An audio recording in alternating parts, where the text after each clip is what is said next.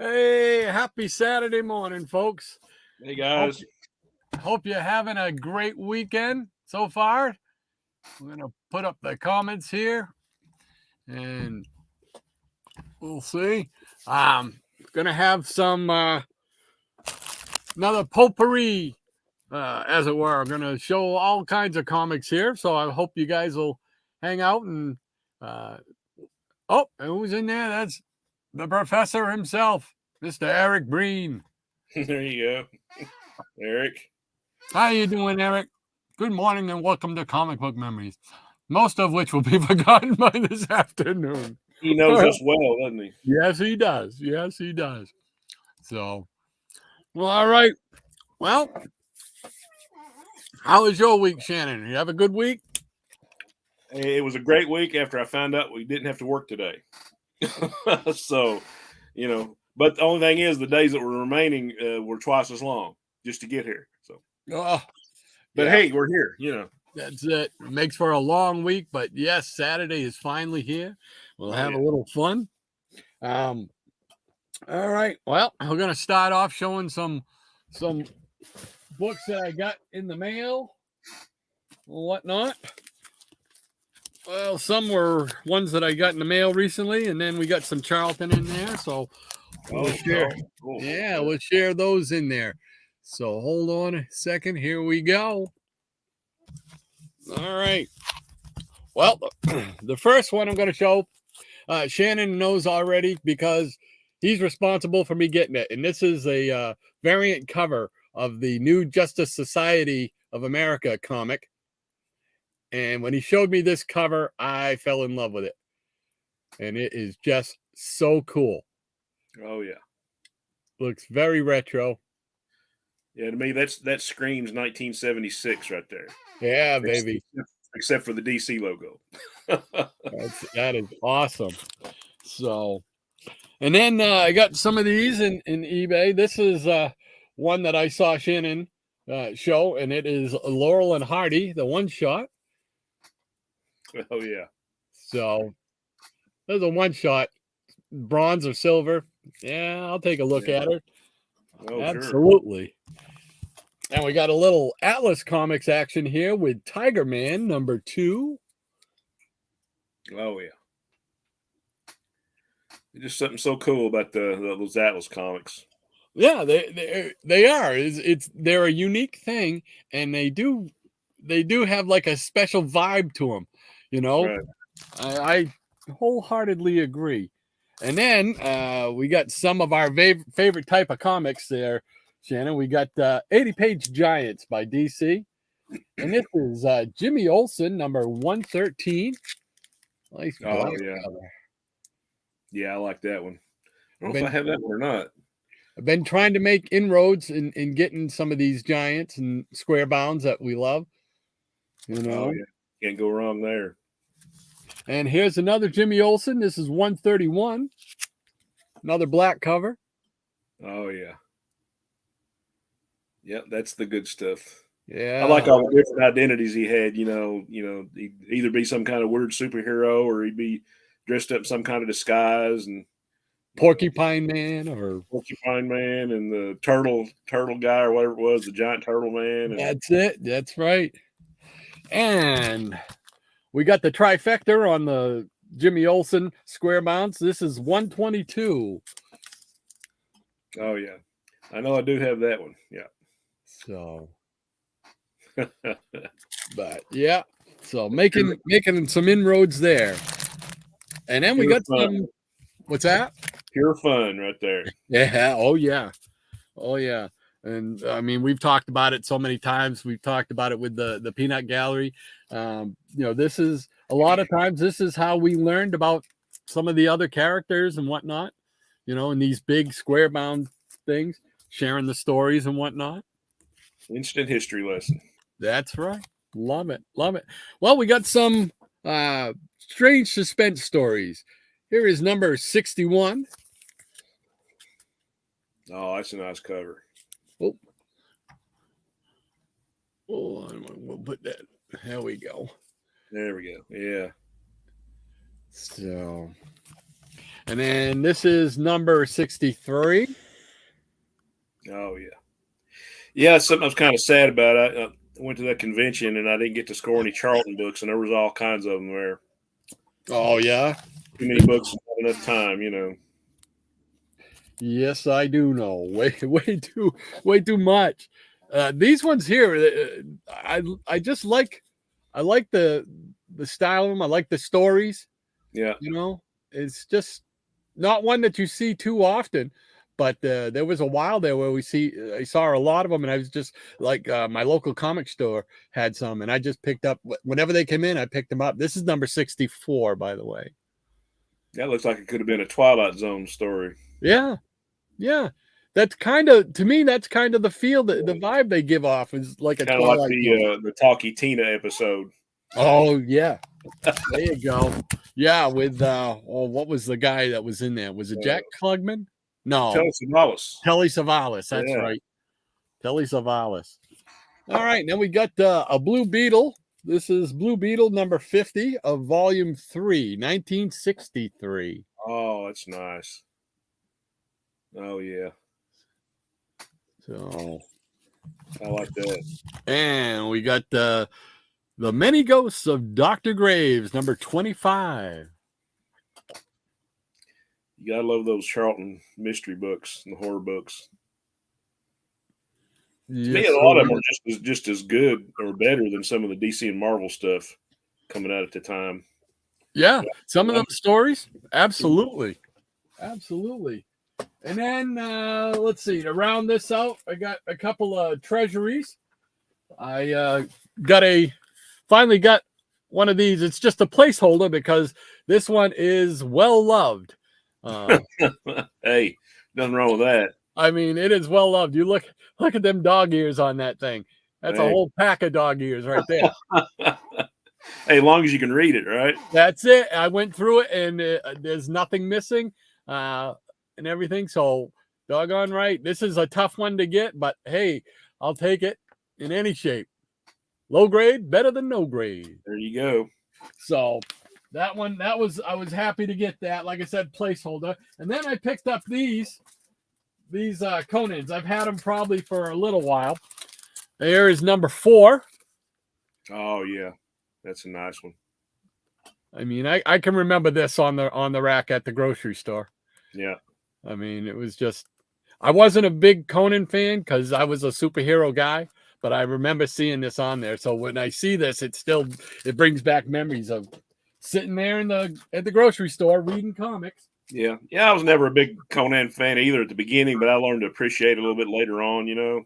That's it. Right now, I'm at that point where I've learned to appreciate them, and I'm actually thinking of trying to get like the first 25 issues of it. I doubt I'll get the real lower numbers. And what kills me is I did have the low numbers way back when I didn't appreciate it and sold it to help finance my Avengers and whatnot. Another horror story. Yeah, exactly. And this is number 19. Yeah. And I love this cover, though. I love the colors in it and everything. So is that Buscema? I believe it is. I'm looking to see, but I don't see any writing anywhere. No autographs, but it sure looks like it's him. Yeah, I don't remember him signing any of his stuff on the covers. Yeah. Yeah, that looks like Buscema. Yeah. But so there we go. That was the first round. We're gonna turn it right over to you. Well, first let's go to the peanut gallery. We'll see who's hanging out in there. Oh, places are hopping. There we go. We got Dr. Von Chiller's in there. Oh, y'all. Yes, hey, Gone. And the professor. Good morning, doctor. Good morning to you. Oh, I know he's saying good morning to Dr. Von Chiller, but. And Dr. Von Chiller is howdy, Eric. And Eric says, peanut gallery is a little slow out of the gate this morning. Well, that's okay. It's one of those days around here. I don't know what it's like where you guys are, but up here, I was telling Shannon this morning, it is cold. It is gray. It is raining out, and it is 36 degrees outside. So I don't mind telling you, I've got like 3 sweatshirts on. hoodies and whatnot. So I am cold down here.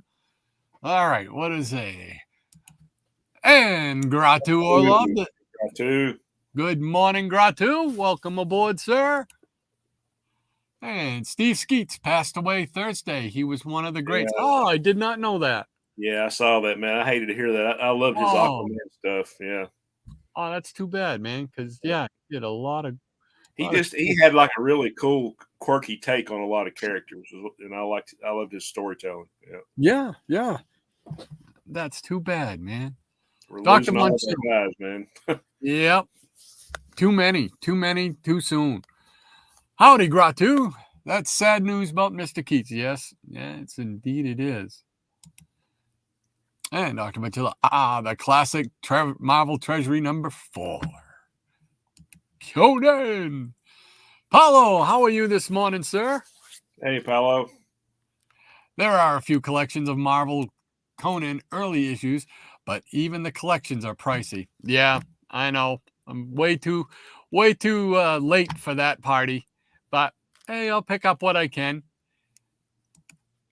And Dr. Von Chiller again, he says definitely Big John Buscema. Yeah, that's what it looks like. I would have to say that.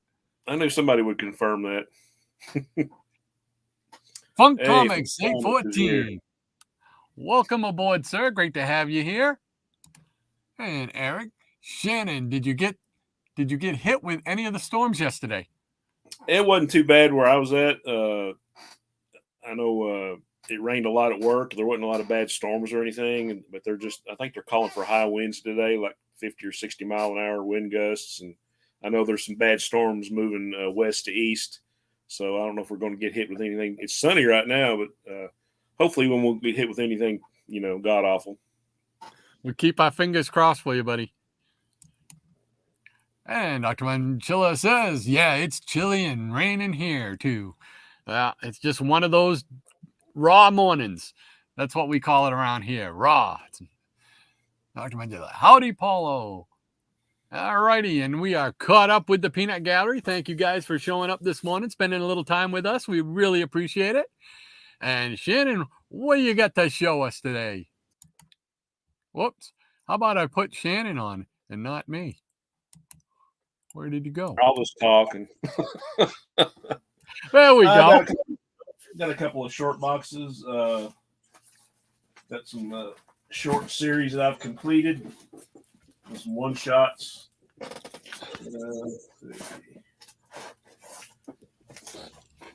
First one I'm gonna show. I'm sure you got this one, and it's a really good story, but it's kind of a sad story in a way to me.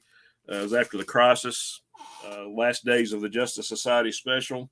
Oh yeah, yeah. Roy Thomas and David Ross and Mike Gustovich.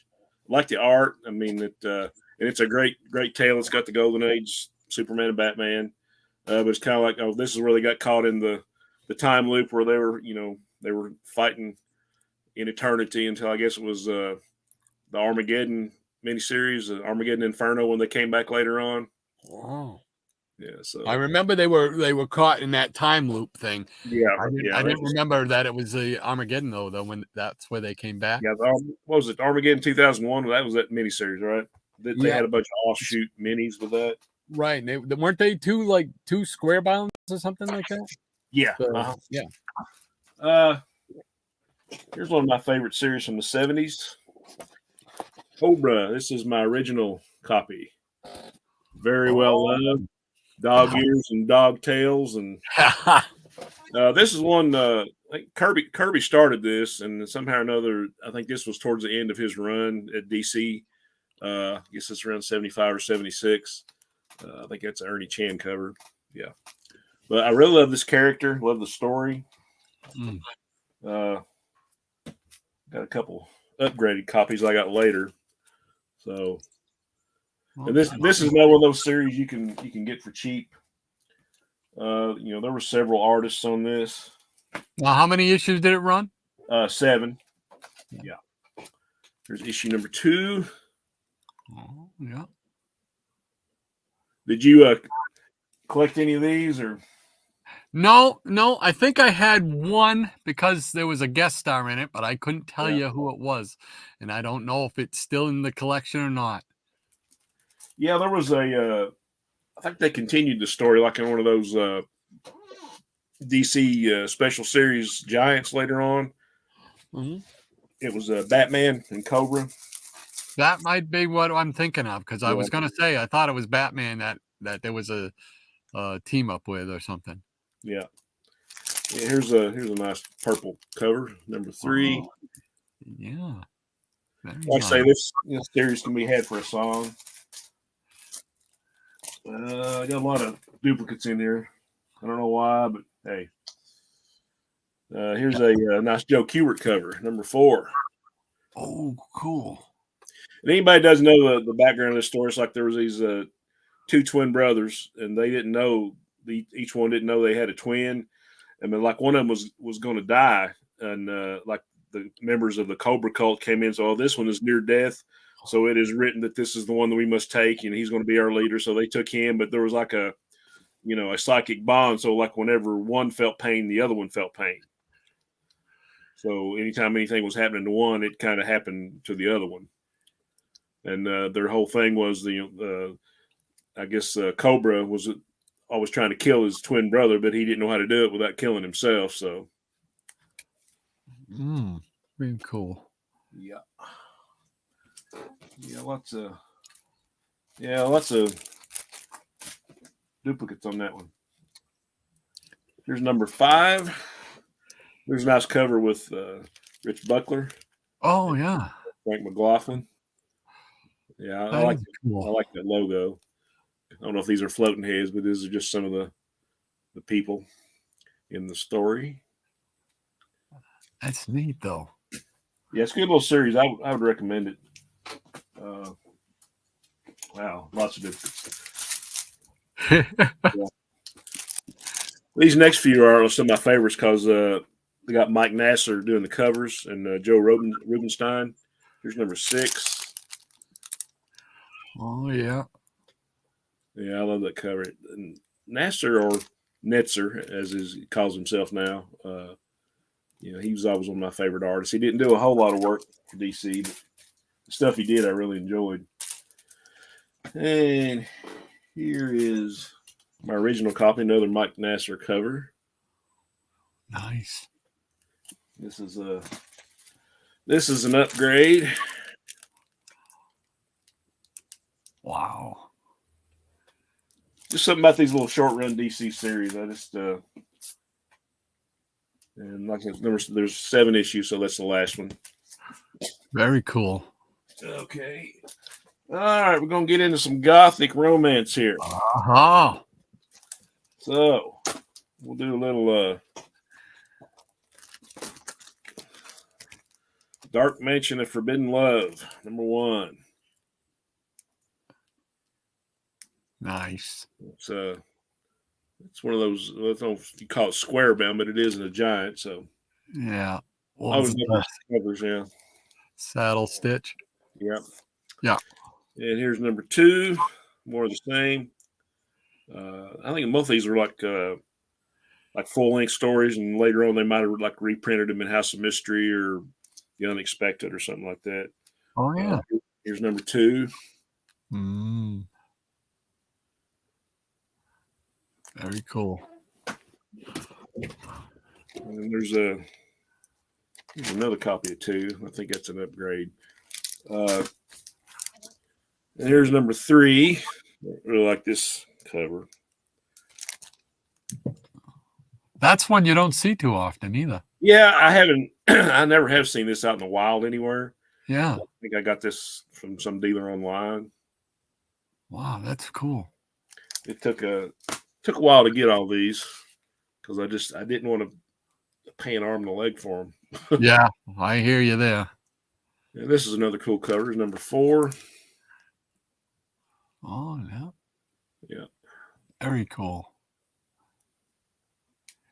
And that was that was actually the last one under the Dark Mansion of Forbidden Love title. It Right. turned into Forbidden Tales of Dark Mansion. I'll show those in a little bit. But yeah, number 4, and then it changed titles, and I guess it went to more of a horror mystery type format, I guess, because of sales or whatever. But yeah, pretty cool books. Yeah. All right. Nice. All I got for right now. All righty. We'll pop back over into the peanut gallery and see what's happening there. Let's see here. Where did I leave off? All right, here, I think.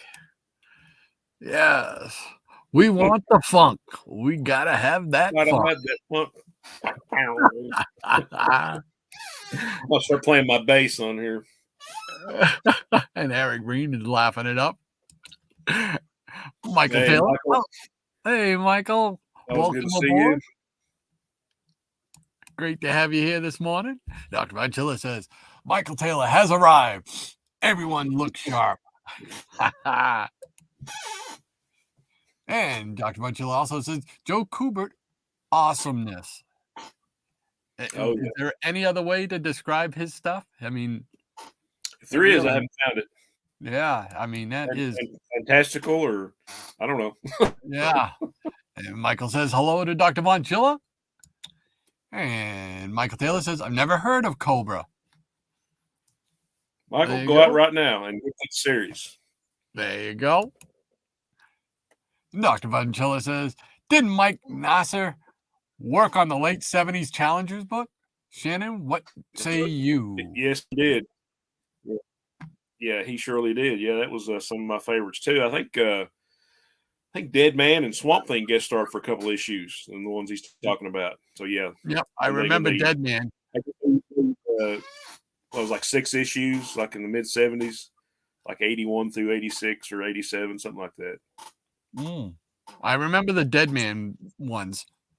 Yeah. Okay, and Michael Taylor says Dark Mansion of Forbidden Love. Fantastic covers, absolutely. And that catches us up with what's going on in the ever popular peanut gallery. So, all right. Well, let's see what we got this year. Right now, we got some DC, it looks like. DC Superstars. So, here we go. We'll show some of those. It started here with number 5.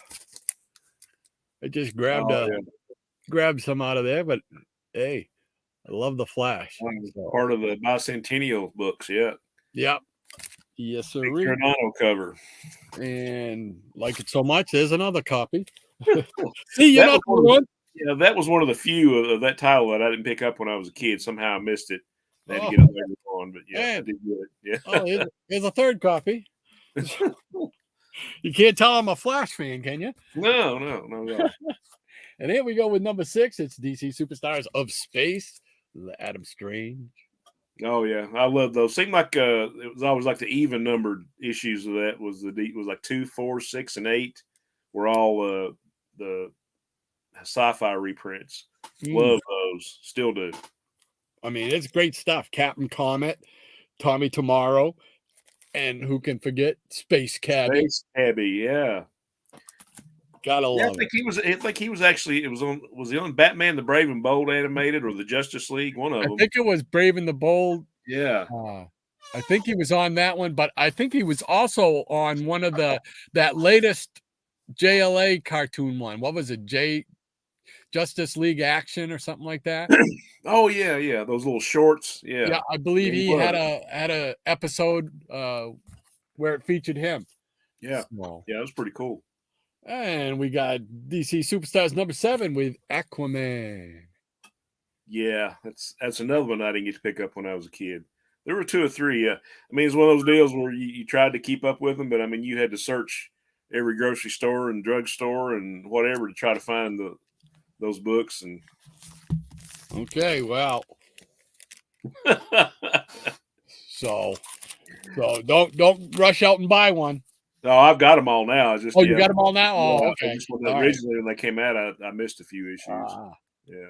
And we go with number 8 with more DC Superstars of Space. Oh, yeah, I like that one. Gotta love Adam Strange. Yeah. And here we go with DC Superstars, a Giant, number 9, The Man Behind the Gun. Yeah. Yeah, that's good stuff. And here's a popular one, I'm sure. DC Superstars of Magic. This is with Zatanna. Yeah. Yeah, I really like that one. Yeah, I think they reprinted some of those, like from Supergirl, because I think Zatanna had a feature in the back of I think some of those adventure comics I showed last week had like the Zatanna stories, and I think that's what some of those were. Oh, yeah. They Yeah. reprinted some of those, yeah. And it also has a flash backup feature where he battles Abracadabra. Oh yeah. So great goodness. Yeah, then we got little number 12 here. DC Superstars Giant presents a new Superboy solo adventure. Okay, yeah, I would highly recommend that one. That's a great story right there. Yeah. I think it's Murphy Anderson or Kurt Swan and Murphy Anderson on the art. The final test. Yeah, that was really good. That was the one that had the robot teacher from Krypton, wasn't that it? Oh, geez. I couldn't tell you because I can't remember the last time I read these. It's been a long, long time. Oh, and then we got the wild and wacky world of Sergio Argonis. There we go. Yeah, that's cool stuff. And we got the all-new giant secret origins of supervillains. Yeah, I like that Jim Aparo cover. Yeah. And I liked it, I guess, so much that I got another copy. So, all right, what else we got going on here? Oh, we'll stay with DC and got some little aquatic theme going on here. So, here we go with Aquaman number 4.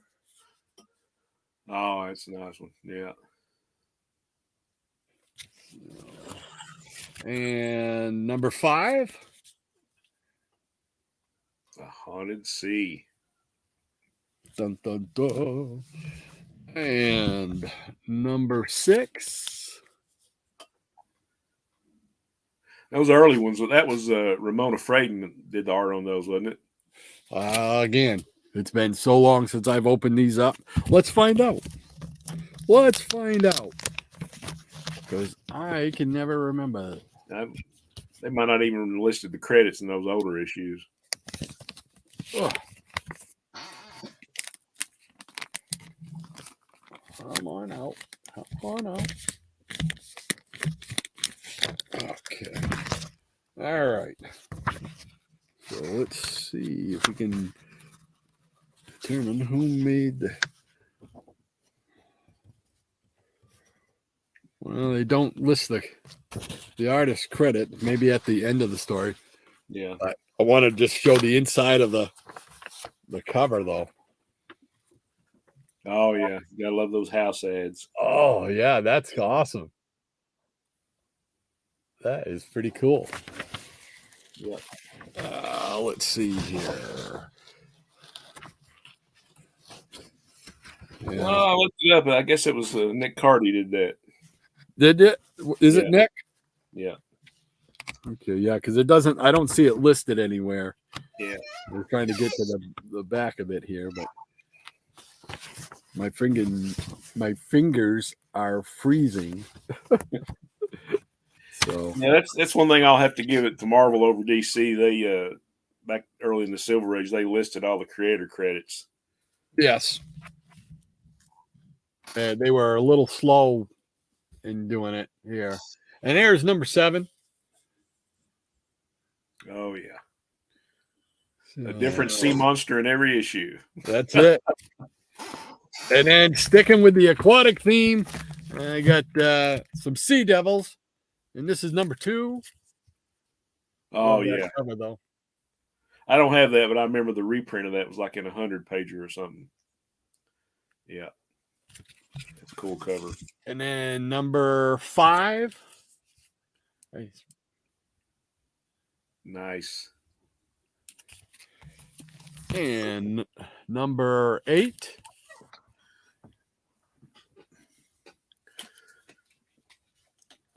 Was it Russ Heath did a lot of the Sea Devils art?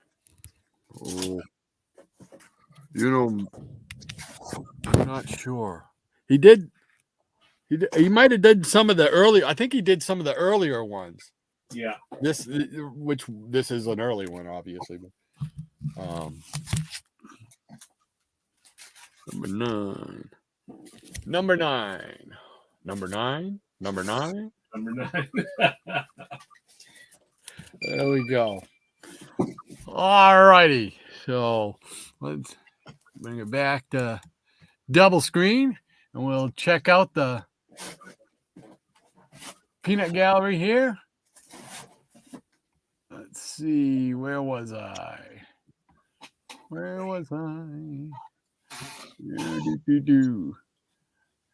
Dark Mansion. Fantastic.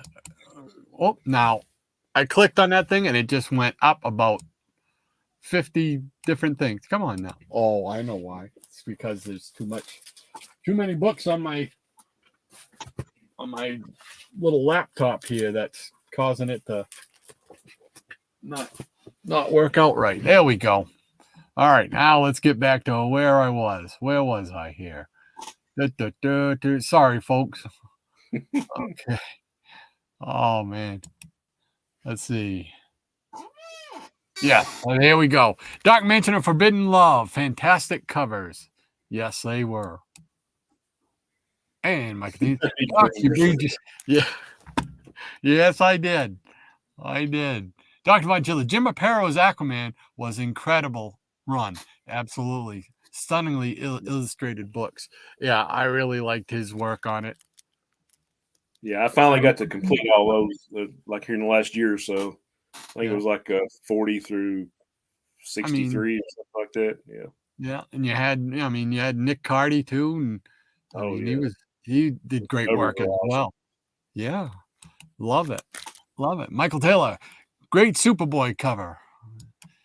Yes, sirree. Doc, you bring yourself again.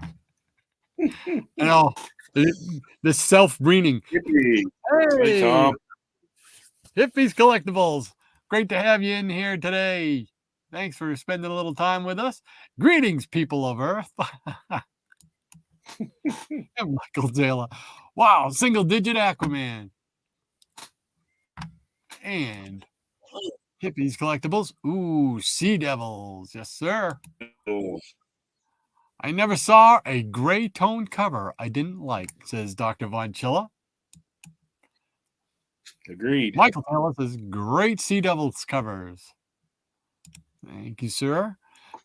Dr. Von Chilla. Howdy, Tom. Michael Taylor says great books, Doc. Well, thank you very much, Michael. I appreciate that as always. Hippies Collectibles. Hey, John. And Paulo Costa. The Peanut Gallery is busy staring at Shannon's neck. Okay. I'm not sure where. Okay. Eric Green. I don't know what to say to that. Just fill in chat space. Okay. Well, that catches us up with the Peanut Gallery. So, what do you say, Shannon? You ready for another round? Now, so I'm just gonna talk like this around. Okay, I'm going to show the rest of the. I don't know what that was about. I got nothing. Me neither. Yeah. Oh, maybe Powell put something in his coffee this morning. Of course, I don't know what time is it there. I'm not. Where I'm at? Oh, I don't know where he's at. Yeah. Whoops. Okay, you got some more gothic horror / romance or whatever. All righty. First 4 issues were Forbidden Tales of Dark Mansion. Well, Dark Mansion of Forbidden Love, and then it turned to Forbidden Tales of Dark Mansion. Here's another great gothic-looking cover, number 5. Nice. And here is who did this cover? think this might be Alan Weiss did this cover. This is the first 20-cent cover, number 6. Nice. Almost looks like some Rights and Arcane Unmen right there, but I think it's Alan Weiss. Yeah. Oh, look, I bringed myself.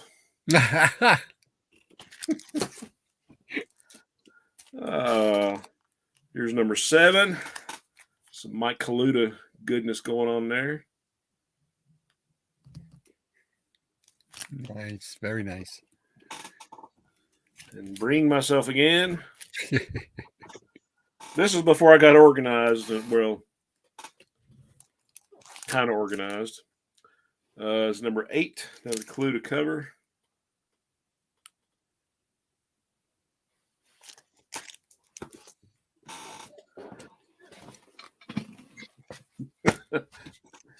Well, Breen is all over the place.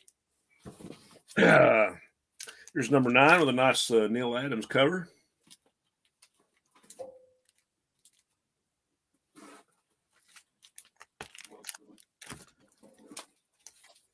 Well, we are really in Breenville today.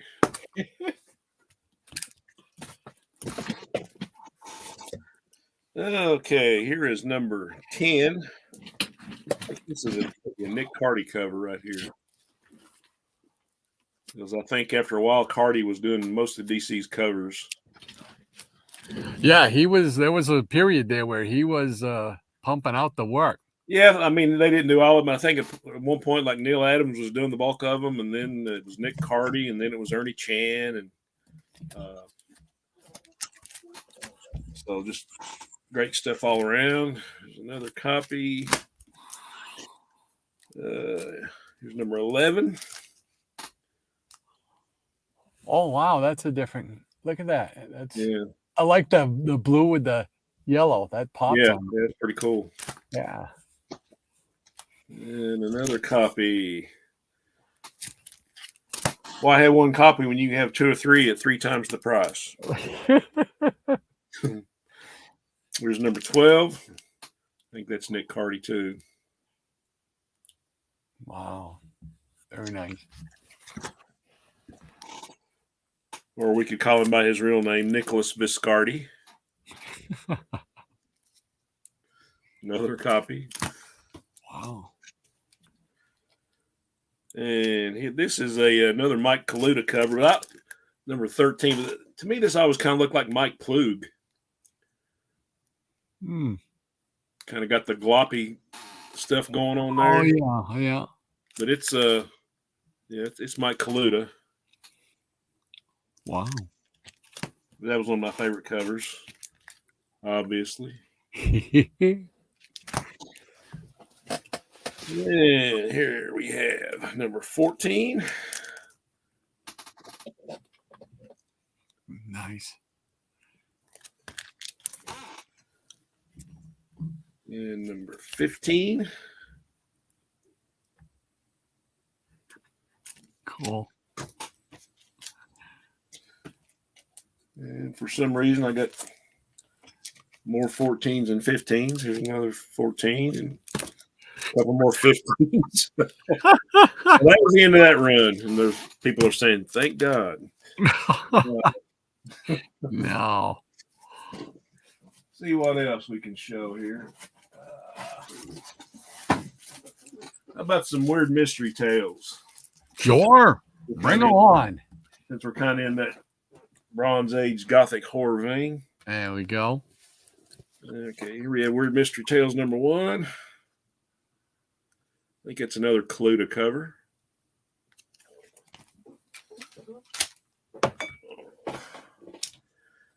Number 2, this is one of my favorites. Oh, yeah. Nice.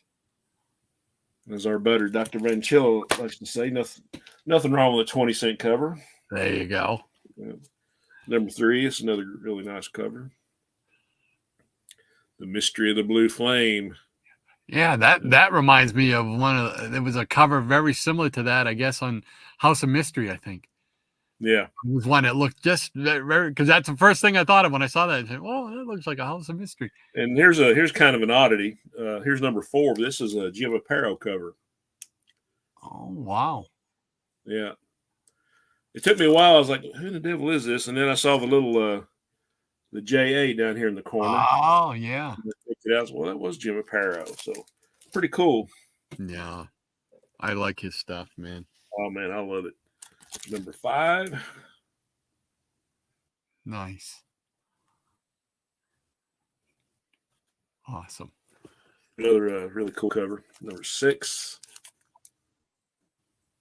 You gotta love those ones that got the old Gothic mansion in the background and the old gnarled trees, and that just screams Absolutely. Bronze Age horror right there. Yes, sir. Number 7. Nice. Number 8. Don't have a lot of duplicates in these because these are I don't know if they're scarce or not. Sometimes if you're looking for certain issues, they're hard to find in your price range, or my price range anyway. Number 8. Yeah, because some of these I was going to say I haven't seen. Here's number 9. The Boy with the Evil Power. A lot of little evil kids in these books. You know, I think we're getting in some Luis Dominguez covers here. Number 10. Ah. Yeah.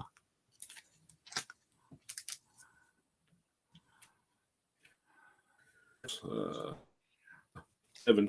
I think I bought this at a yard sale. There's the 10 cents thing on it.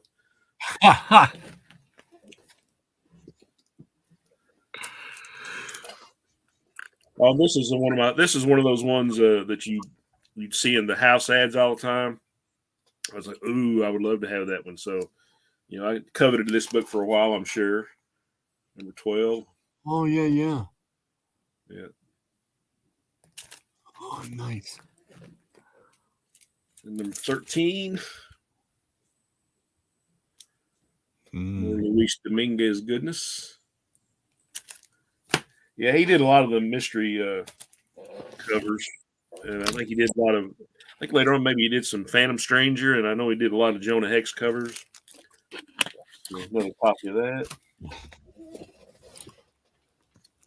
Really cool cover. Number 14. Nice.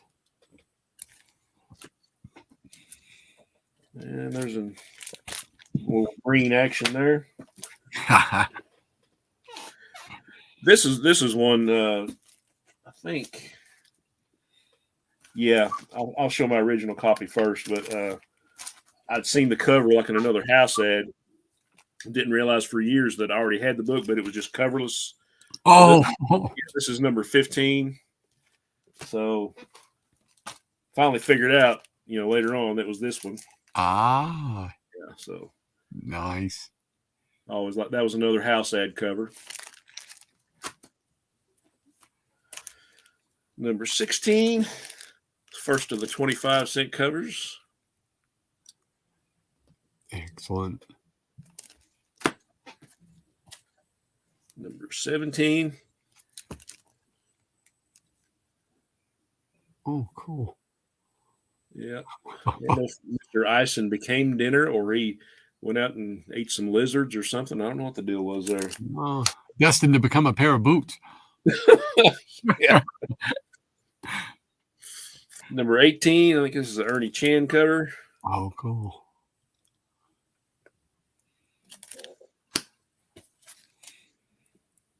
Number 19. Nice. Oh, that's creepy. Yeah. Going to look at my girlfriend in the daylight. I'm sure this is an original copy. Here's number 20. Well loved and wrote on and dog-eared, but you can still read it. Got some history with it. That's what you need to do with comics is read them. Of course, if you want to upgrade later, that's cool too. You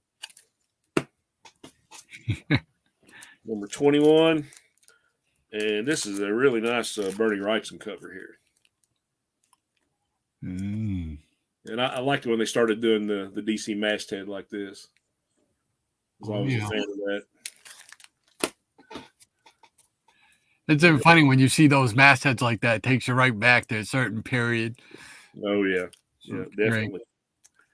Here's number 22. Nice. Number 23. Like I said, we're getting into the Ernie Chan period here on covers, so. Nothing wrong with that. Yeah. And the last issue, I'm not sure who did this one. But anyway, this is the last issue. Weird Mystery Tales, number 24. Oh. Killer teddy bears. Yeah, Death is a wind-up bear. Okay. All right. Wow. That's all I got for right now. All righty.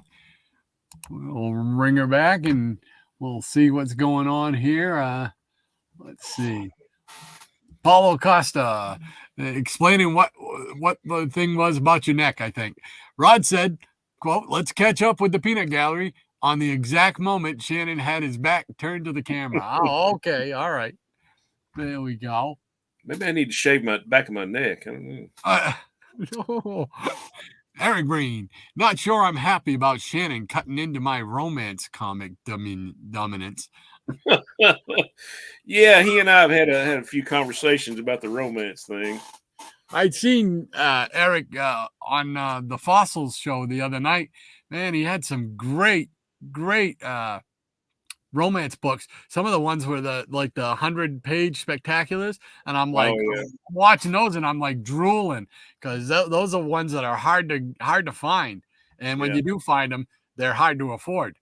Yeah, so that was really cool. Yeah, Eric's got a nice little. I'm not gonna say little. I'm gonna say a nice stack of romance stuff. Yes, he does. Dr. Monchilla, all new stories, best in comics. The introduction of the DC 20 centers. Oh, yeah. And Eric Green says, no one wants Breen all over the place. And Ranger Sly, welcome aboard, sir. Hey, Ranger. Better late than never. Great to have you here. Good morning to you, sir. And Dr. Monchilla again says, indeed, Nick Carty was really churning out the covers, kind of like DC's answer to Gil Kane. True. Very true. Yep. Absolutely.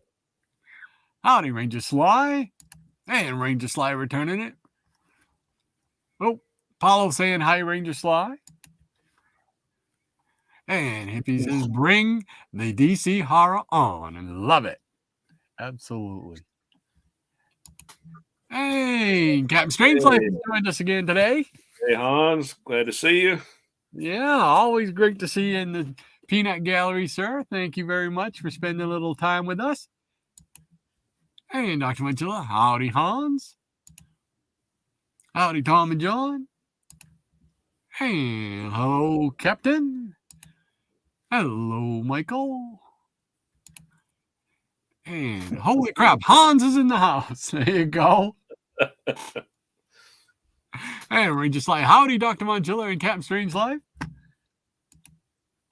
And Gratu Orlov says, guys, do you know much about the artist Liz Berube? Yeah. Recently discovered her and was changed by her art. Eric, you probably have a lot of her work in your DC romance comics. Yeah, she was big in the romance books. And she was a colorist, too, I do believe. And Dr. Monchilla says, Weird Mystery number 12 freaked me out as a kid. And yeah, it was one of those house ad must-haves. Yes, sir. And look at this says, hello, Gratu. So many bad boys in one place, says Captain. Hi, Michael, says Gratu. And Hippie's Collectible says, we be bad, but when we're bad, we're good. And yeah, cool. Writes and cover, says Michael Taylor. Oh yeah. And Ranger Sly. A lot of very nice covers on Weird Mystery Tales. Yes, sir. Read, my friend. And Captain Strange Life says, I always thought the DC horror titles were superior in what Marvel was putting out, but I did like the Marvel stuff too. Yeah, I'll have to agree. I mean, they Marvel was putting out a lot of stuff, but a lot of it was reprints. Right. But they did have, like when they had Tower of Shadows and Chamber of Darkness and all that, when they were having the new stuff. I mean, that stuff was really good too. Some of the same artists kind of crossed back and forth in those books. Yeah. Very nice. Michael Taylor says, fantastic book, Shannon. Thanks, sir. And Dr. Von Chilla. Yeah, I'm in agreement, Hans. And Hippies Collectibles says, hey, guy, great show. Thank you, sir. Hippies Collectibles, horror romance is good romance. Yeah. And most time when the hippie sees romance, he's like, ugh, or yuck, or... I think he gets the same reaction as Micah, Graphic Man, does when he sees Gil Kane. Wow. Oh, I see. I see. Yeah. Ranger Sly says, howdy, Paulo. Sorry, didn't see you there. And Michael Taylor says, Shannon, I hope you're not cloning Eric. Wow. That is a scary thought. Eric. There is only one Mr. Eric Breen. This is true. So, well, all righty. Let's see here. What do I got to show now? Let's see. I think I'll dip into some of I just went to the comic store the other day, so I'll show some of the stuff I bought from the comic store off the rack. And we'll pick up some of those if I don't make a mess here. Jeez. Okay. All right. This is one that Shannon told me about, and it's one of my favorite groups from DC, and it's Doom Patrol, and they're bringing those guys back. Thank goodness. Haven't read it yet, so I'm hoping it's a respectable return, I guess. And then this one here is Clobbering Time, #1. Anytime Hulk's on it, I'm going to pick it up. And Hulk and Thing, oh, yeah, got to be there. So we'll see what that one's about. And then this is, I wanted this cover. I'm not real big on variant covers, but this one here I wanted to get. And this is #1 of the Avengers War Across Time, but it's got a cool Hulk cover. Oh, yeah. Hulk and Iron Man. So let's see here. And here is the Hulk, the new Hulk series, #13. This is another variant cover. They had 3 different covers. I only bought one cover, and I chose this one out of the 3. So. Oh, yeah. Classic homage there. Yep. So, and then this one here is a new book by Image, and this is issue #1. It's called The Ambassadors, and it's put out by Mike Millar and Frank Quitely. And it looked interesting, so I says I'll give it a shot and see what it's about. Yeah, those 2 guys, about anything they do, I'll pick it up. Yeah, we'll give her a shot. I just put that in my cart in my comic shop. Oh, there you go. And all right, let's see what else we got here. All right. Oh, did I do those? What did I do? What did I do with them? What did I do with them? I had a stack here, and oh yeah, there we go. There we go. All right, and we're staying with a DC theme, I guess. Cracked open the long box of the old Justice League of America. Oh, there we go. Yeah, so we got this #3 with Kanjuro, the big baddie. Yeah. And this is #4, and this is where Green Arrow joins the team. It's The Doom of the Star Diamond. Yeah, I picked that one up just a few months ago. I love that cover.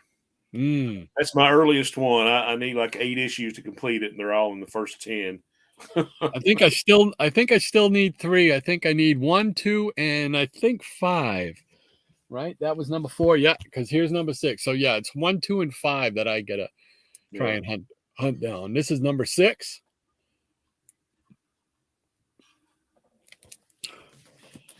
And this, I always enjoyed this cover. This is number 7. It's got the funhouse mirror with them all. Oh yeah, that's one of my favorites. It's just a classic cover. Screams Silver Age right there. Absolutely.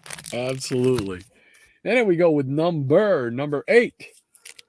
They're gonna sell them off. This one here is well loved, but it's all there.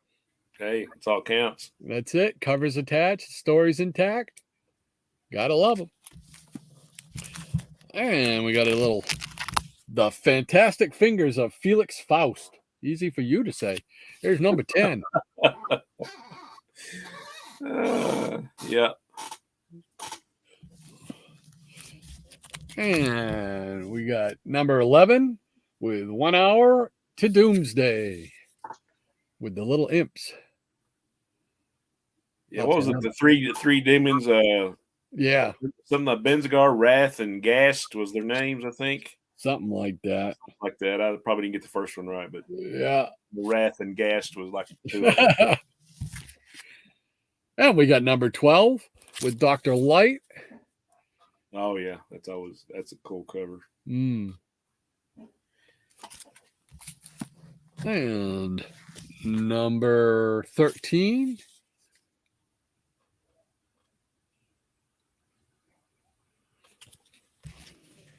And this is one of my favorite covers too, early ones. Number 14, and this is where the Atom joins the Justice League. Oh yeah, doing a little bowling action right there. Yeah, I always liked it, especially in the early issues. They featured all the heroes, but they would never put like Superman, Batman on the cover hardly, because they were wanting to feature everybody else, even though they might be in the story. Yes. And we got number 15. Oh, I love that story. That's one of the reprints in a JLA 100 pager. Yep. Challenge of the Untouchable Aliens. That was always a favorite story of mine. And here's another really well loved. I got 2 copies of them, and they're both very well loved. And this is number 16. I think this is the better one. Oh, Cavern of Deadly Spheres. Oh yeah. But she is every bit loved.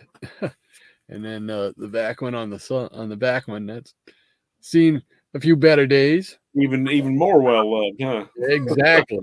Exactly.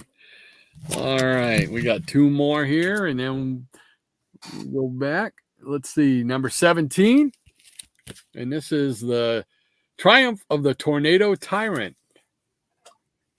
Yeah, there we kind of have a precursor to the Red Tornado's origin. Exactly. Yeah. Exactly. Yeah, I was really stoked when I got that one. And another well-loved one, it's number 18, and it's the Journey into the Micro World, where you got the giant Atom there, and everybody else is kind of crawling around at his feet. Yeah. So, I think he kind of did another take on that, like in the early 80s, with the Atom, like where he grew to giant size. Oh, really? Yeah. It was like in the issue, like maybe after 200, it was like 210 or something like that, maybe. Yeah. All righty. Well, we'll jump back in and see what the folks are saying. Let's see. I think we got Ranger Sly. Howdy, Paulo. Sorry, didn't see you there. Okay, I remember that one. Mike Taylor. Shannon, I hope you're not cloning Eric. That's right. And I have a book coming in the mail soon. It's always great to have a book coming in the mail, huh? Mm-hmm. I got one coming today. Michael Taylor says, "Cool Avengers War Against Time cover." Thank you, sir. They have a lot of good lot of good covers to those. I've liked most of them so far, but just can't afford them all. So, single digit JLA, nice, says Michael Taylor. Thank you very much, sir. And Ranger Sly, cool stuff, Dr. Silver.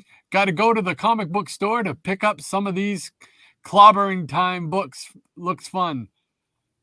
Some of these, okay, clobbering time looks fun. And I heard good things about the ambassadors. I haven't heard anything, but it just looked good. And I fumbled, through it a little bit and said, yeah, this looks, I'll give it a shot, by Image. So, Michael Taylor, Doc, do you have JLA number 1? No, I do not. I need number 1, number 2, and number 5. Maybe I'll get number 5 one day, but number 1 and number 2, I highly doubt it, unless I win the lottery or something. So, but you never know. I might get lucky one day. Paul Snyder. Hey, Paul, how you doing? Hey, Paul, good to see you, buddy. Love that 16 cover. Thank you, sir. And Ranger Sly says, early Silver Age JLA is tough to beat. Always good fun, a good fun read. Yes, I know Shannon's a big fan of the JLA. Oh yeah. So I mean, I love those two. They were, let's see, in DC, it was Flash was my number 1 guy, and JLA was my number 1 team, and it was Avengers for Marvel, and of course the Hulk is my single guy for the. But let's see, Captain Strange Life. Oh, all those beautiful 10 and 12 penny comic books. What memories and time of wonderment. I can't read it. My glasses are fogging up on me here. I go back to my farmhouse stoop, reading comics and drinking soda pop out of a giant bottle with a straw. Isn't that great memories? I love it. I love it. Captain Angels. I meant front house stoop, not farm. Oh, okay. I thought it said farm, so I thought maybe you lived on a farm. But curse that autocorrect. There you go. Hippies Collectibles. I have a well-loved JLA number 1. Oh, as long as you have one, Tom. That's right. Nice. That's nice, Tom. That is awesome. Michael Taylor. Very nice book stock. Thank you very much, Michael. Appreciate that. And I think we are caught up now. So, what do you say, Shannon? You got some more to share with us? Yeah, I got another stack or 2 here. Okie dokie. We'll put you on and we'll take down the comments. All right, so we're gonna get a little serious here. Got some somber stuff coming up. You got to have some of this in your collection. Plop. You know what? If I do, I might have only one issue. Man, you gotta love these covers to it. You know, you got Basil Wolverton, and then you got Sergio Aragon is doing all the stuff on around the edges and the margins. A lot of fun stuff in here. I think they actually had like some horror mystery type things going on, like the first few issues. Kind of funny, and then it kind of went straight to a humor thing. Mm. But I always love this title. It's number 1. Here's number 2 with Arteries, another Basil Wolverton. They should have made trading cards out of these covers, man. Oh. That would have been awesome. Basil Wolverton. And another copy of number 2. And number 3, more of the same. Plop, plop, plop. Plop, fizz, fizz. The Magazine of Weird Humor. Yeah, these books are just fun. And here's one of my favorite covers, number 4. What is the name here? I love these names. Newly Nostradamus. Yeah. You got some nostrils there, I guess. Yeah, don't sneeze. No, sir.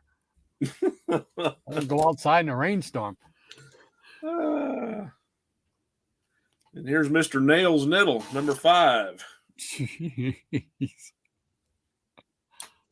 Oh, man. Top Toenail Terror has been digging himself in and out of holes since childhood. A real scraper.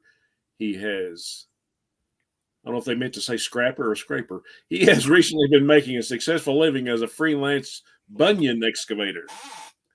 Bunion excavator. Oh. Man, oh, man. Hey, here we go. Fly Me, I'm Josephine, number 6. Yeah, I just, I don't think I had any words when I first saw this. I still don't.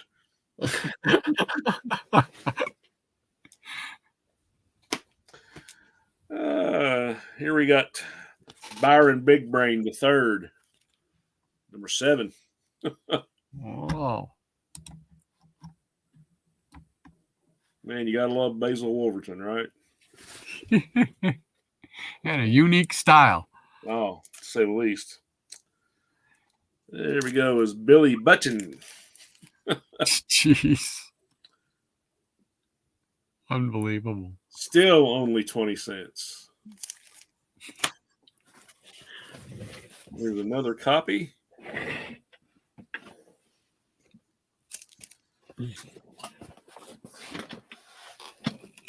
And I'm not sure of the name here. Maybe they quit giving them names, but this is number 9.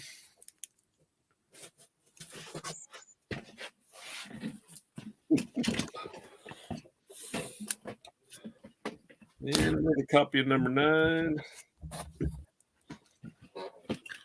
Here we go is Feats Flegel, number 10. What was his name? Feats Flegel. Feats Flegel. Yep.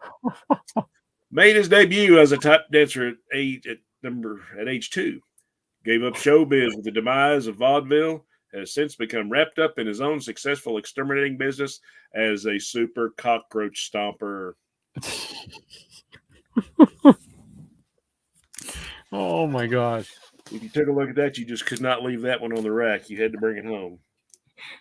Here's number 11, and we have Asher, Crasher, and Basher. The newest Smash recording group. They have merged rock, jazz, and soul into a new sound known as Rockazole. Jeez. Yeah, that's just kind of creepy. That is bizarre. And here we have Messy Tessie, number 12. What does she say? Holds the world's record for going steady. Tessie attributes her success with boys to her distinctive features. Make everything you have count, she advises. Yeah, no words for that one either. Yeah, no. This is a favorite. Episode 13. This is a Wally Wood cover. Multiple Mouth McCarty.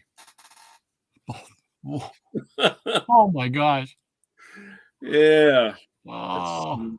That's some serious Wally Wood goodness right there.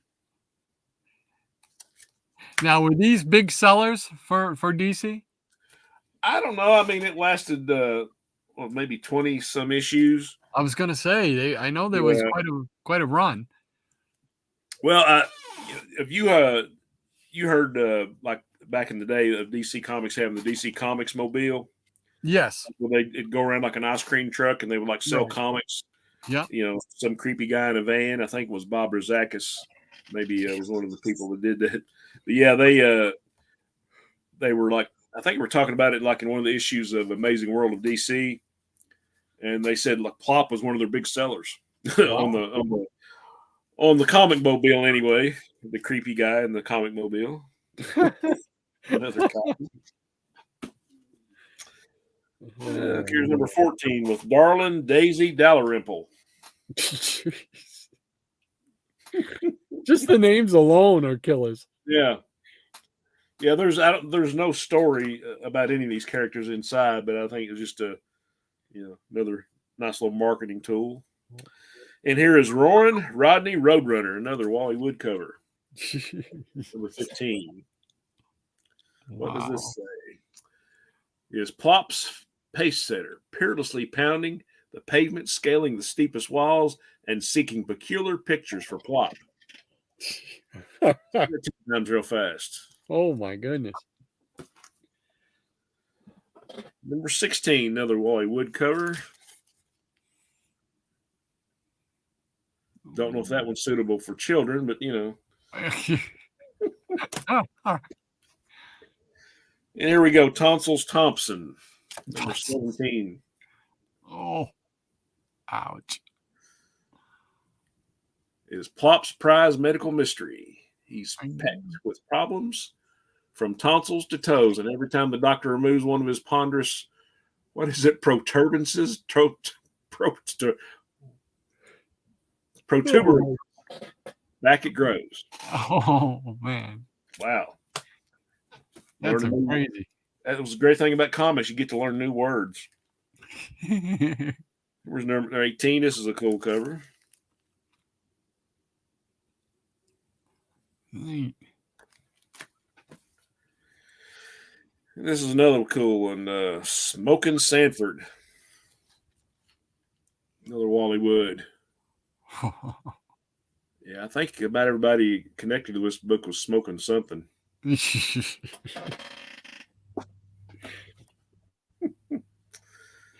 Okay.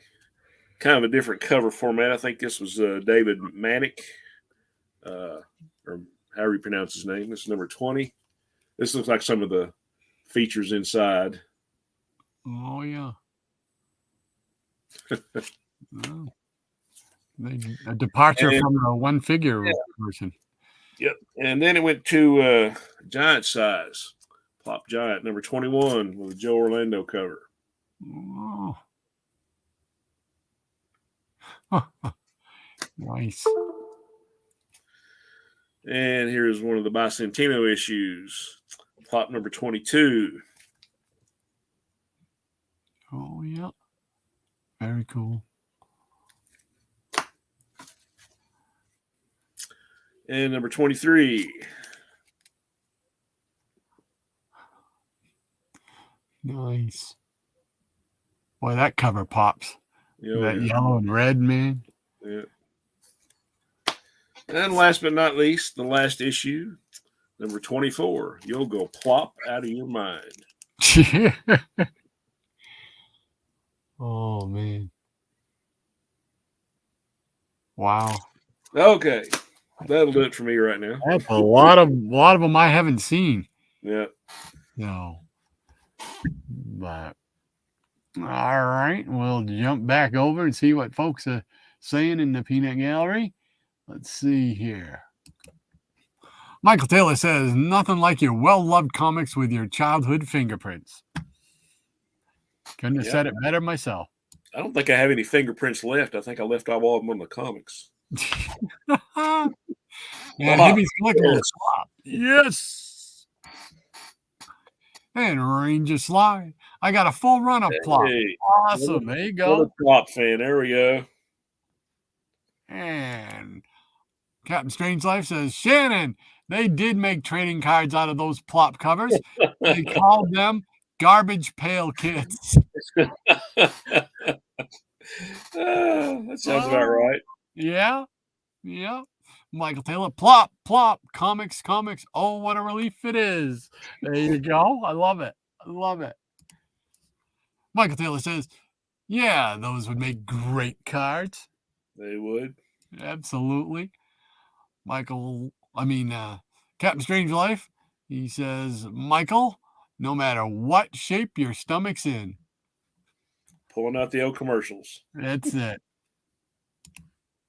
Dr. Von Chilla, Plop is one of my favorite series of the 1970s. I was very disappointed when it was canceled.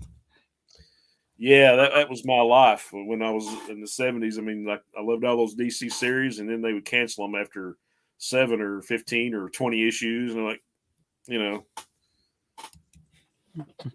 And if he's collectibles, Messy Tessie. Pretty sure I dated her. You both. Well, she made the rounds. And Michael Taylor says, yes, Captain. And the captain says, dumb, Messy Tessie? How could you? She was my girlfriend. That's why she was messy. Ooh, Uh-oh. getting into a weird area now. Hippie's Collectible says, there was just something about her, Hans. And if he says, never saw anyone eat White Castle sliders quite like her. Well, she did make the ring. Uh-oh. We've taken a dark turn. Oh, let's see. Captain Strange Life, he says, dumb, ha, ha, ha. And Hippie's Collectible is smiling. You get the big old smile. Dr. Von Chilla, Tessie was incredibly messy, even for someone with a strong stomach. Even had to rent a steam cleaner the next day. Fun memories. Who knew that the highlight of the show was going to be Tessie? Tessie, that's it. Tessie going to get her own show. Michael Taylor, those would make cool cards. Different take on Garbage Pail Kids. Yeah, absolutely. And Captain Strange Life, now I know where those little holes in those burgers come from.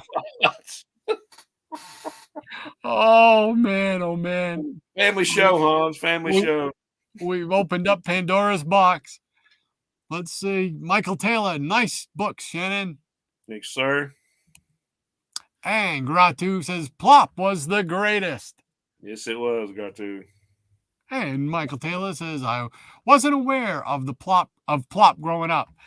I'm kind of in that camp. I don't remember. I mean, I can remember seeing Plop once in a while, but it wasn't very prominent in the circles I traveled in to get my comics.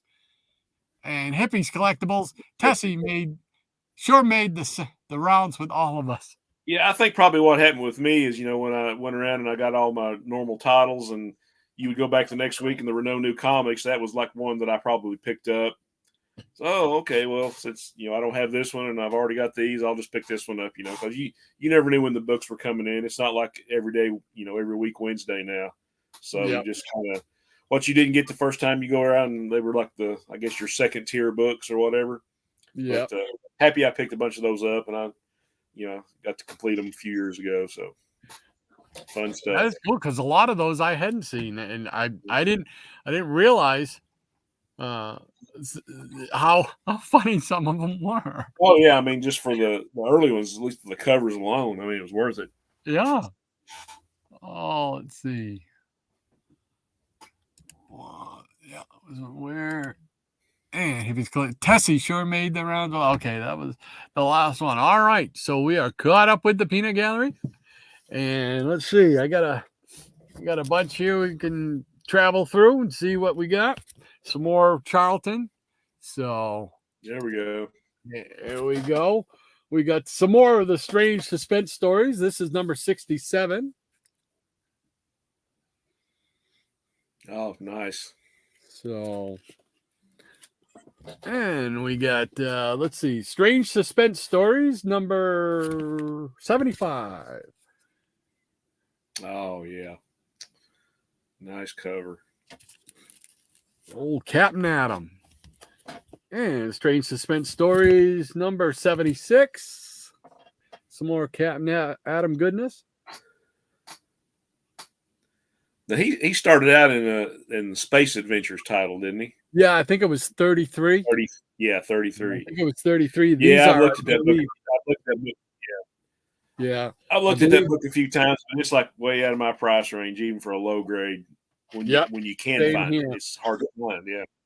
Yep, same here, because I've looked, and I keep it on my my notifications list on eBay when one comes up. But yeah, so far the ones that have come up, they just laugh at my wallet. That's it. Strange Suspense Stories, number 77. the trifecta for Captain Atom. I think these were reprints too. Yeah, I never seen that cover. That's a great cover. Yeah, I think these were reprints from that first run, 33 on up there. And we got some Fighting Air Force. This is number 50. And this is this. Hold on, which I want to make sure I got them in order. I don't know which one that one is. 54, maybe. I think that's 54. So, if I'm not mistaken, this right here introduces a character called the American Eagle, which is this fella here. Oh, cool. He was prominent on the cover for 4 issues. I've got 3 of them. I'm still needing number 51, but they're not very hard to afford. Yeah. So, but I just thought it was cool, and I found out that they would do it was like kind of like a superhero, but you know, it doesn't have to cost a lot to be a good comic book. Exactly. Now, wasn't there a character called American Eagle in the Squadron Supreme? Yes, there was. Kind of like the Hawkman character. Yeah. Yeah. Yeah. There was also one for Marvel. Wasn't there an American Eagle one that teamed up in with the Thing in one of the annuals, I think. Might have been. I know there was a character called Phantom Eagle. That was like a he flew a biplane or something, wasn't it? Right. But I think there was an American Eagle. He was a Native American superhero. And I believe he had a blue costume, like a kind of like a bird. Oh yeah. I remember that. I think I've got that book. Yeah. I don't think he appeared in too many titles. But I remember that, so it was like, yeah, that's a popular name. Yeah, once you said described him in Marvel 2-in-1, yeah, I do have that book. Yeah. Yep. Here's Fighting Air Force number, I believe this is 54 or 51. Oh no, this looks like it might be 51. So then that would mean I need 52. So, and That's cool. will, once I get that, it will complete this little run of American Eagle for them. How many issues are there altogether that he was in? What's that? How many issues altogether was he in? I think I know of only 4 right now, but I don't know if he was became a backup feature or anything like that. But I know these first 4; those are the first 4 that he appeared in. Yeah. So yeah, that's always cool when you can kind of collect a little subset within a title like that. Right. Yeah. It reminded me a lot of the what's his name? John Force, Magic Agent. Do you remember that? That was only like 3. He was only like 3 issues. I think I think he was ACG. Okay. Yeah. I don't remember that one. Yeah, he was only like 3. He only had 3 issues. Now, again, I don't remember if he appeared as a backup feature anywhere else. I haven't really gotten that far down the rabbit hole yet. But we got some Ranger Sly. You got a little Texas Rangers in action, number 71. There we go. So, and we got some Space Adventures. And then this one doesn't have I didn't write the number on it, so I could not tell you. But it's Space Avengers, Space Adventures, the underdog, the Mercury Man. Oh yeah. This is a lot of those are pretty affordable, aren't they? Yeah. Believe it or not. And this one here is the one you see the most of. This particular book, for some reason, I don't know. Did they have a huge print run on it? I don't know, but this what was one the number here, again? That I don't know. That I don't know. Why did they make the numbering so small or not put it on there at all? I know. They want people like buying their books. Yeah, you know how Charlton was early on. I love Charlton, but you got to wonder about him sometimes. Are we actually trying to make money here? Let's see. This is number 44. Number 44. 44 of Space Adventures. Okay. Yep. Yeah, I really like that. But like I said, that one I always see that one on eBay or My Comic Shop and stuff. They got plenty of those. And we got some Ghostly Tales from the Haunted Houses, number 83. Oh yeah, some Ditko goodness. And we got little Secret Agent, number 7. Number 9. Number 9. Number 9. Number 9. Number 9. This Sarge is after, Steele. used to be Sarge Steele, right? And then it changed over to Secret Agent. So, and then we got Mysteries of Unexplored World. And number 47, it looks like. And it's got Son of Vulcan. Oh, yeah. Yeah. So, yeah, I like that character. It's too bad. I think that was one of the ones DC, they did do a brief series with him, but I don't think they did him right. Right. You know. And here is Judo Master number. Man, I got to write these numbers down. Number looks like 24. We'll go with that. Yeah. Judo Master. That's a nice cover. Yeah. And we get to some Captain Atom. And this is number 78. Oh, yeah. That's the good stuff. And then we jump to DC and with one of their takes on the on a Charlton character, and that's Peacemaker. And this is a 4-issue miniseries that they did. Is number 1. Yeah, I don't think I picked that one up. I think I had that. I was looking at that a while back. From 88, it looks like. Yeah. Yeah. So, but I always liked the Peacemaker character, and I was excited to see when they did this. And it was okay. It was serviceable, but it wasn't any great shakes. You know. Here is number 3. Some nice covers. Yeah, they had some pretty decent ones. This was Todd Smith.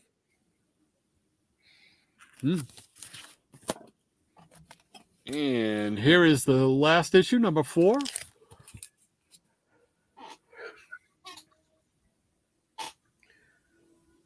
Yeah, I always like that visual. I mean, a lot of people think his costume's a little bit over the top, but I always kind of liked it. I did, and I know a lot of times they don't like the helmet, but I did. I liked the helmet. Yeah, that TV show's hilarious. Yeah, old John Cena found his niche. You know? Yeah, he did. He found his niche. All right, well, we'll go. I'll dig into a few more of the new ones I just bought. And here is Avengers War Across Time, number 2. Yeah, that's a good cover. And then this cover I love, and I was just glad it was on a Hulk book. And this is Planet Hulk World Breaker. It's a new series that they're doing, but it's a great cover. Yeah, it is a good cover. Great cover. I love it. Almost looks like Alan Davis, too. Yeah. Well, it's got the name down here, but it is really small. Holy mackerel. And I can't even read it. Parkman? I don't know. That is really small. And it's cursive written, so it's hard to pick it out. I don't even think I can write cursive anymore, let alone read it. Well, I'm pretty sure they don't teach it in schools anymore. I know my kids used to tell my kids, can you sign your name? And they're like, what? What? What do you mean sign? You don't Sign? type it? You don't type it? What? And here is Stargirl, The Lost Children, number 5 of the 6-issue miniseries. Very good. Oh yeah, yeah. I look forward to reading that one. I got that one coming in the mail. DC boy, they've got a lot of good titles right now. With the Stargirl one, the JSA one. I'm hoping the Doom Patrol pans out to be a good one. Yeah. World's Finest. In fact, the next round I'll show some of the World's Finest because I went and caught up on all my World's Finest now. That's So cool. yeah. So we'll bring it back in here and we'll see what's going back on here. Let's see, where was I? I lost it. I know little holes in those burgers came from. Okay. Let's see. Nice. I think this was Shannon. It's a nice book, Shannon, from Michael Taylor. And then Gratu Allah said, Plop was the greatest. And Michael Taylor says, I wasn't aware of Plop growing up. That's right. And I remember I was in that camp as well. And Hippies Collectibles, Tessie sure made the rounds with all of us. And Plants Printed Periodicals. Good morning, sir. Welcome, sir. Yeah, great to have you with us again. Good morning, fellas. I love those Ditko Charlton Captain Adams and the Blue Beetle issues. Absolutely. They're just some classic stuff right there. And Captain Strange Life says, morning to you, PPP. Triple P. Good morning, Captain. And Michael says good morning to Triple P.